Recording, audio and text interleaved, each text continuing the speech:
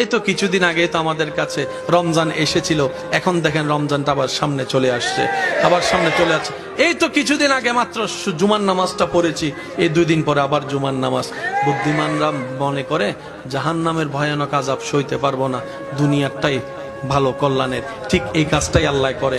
আল্লাহ যদি কোনো বান্দাকে জাহান্নাম থেকে বাঁচাতে চায়, জান্নাত দিতে চায়, আল্লাহ দুনিয়াতে তার পাপ কর্মের সাজা জাহান্নাম থেকে বাঁচার জন্য দুনিয়াতে তাকে কষ্টের মাধ্যমে দিয়ে দেয়, কষ্টের মাধ্যমে দিয়ে দেয়, কষ্টের মাধ্যমে দিয়ে দেয়।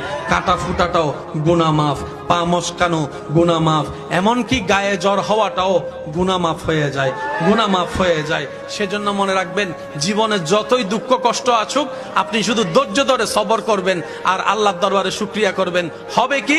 গুনাহ মাফ হবে, নেকির পাল্লা বাড়ি হবে, জাহান্নাম থেকে বেঁচে যাবেন, জান্নাত আপনার ঘর হয়ে যাবে, যদি রব্বুল আলামিন চায়। বলেন না সুবহানাল্লাহ।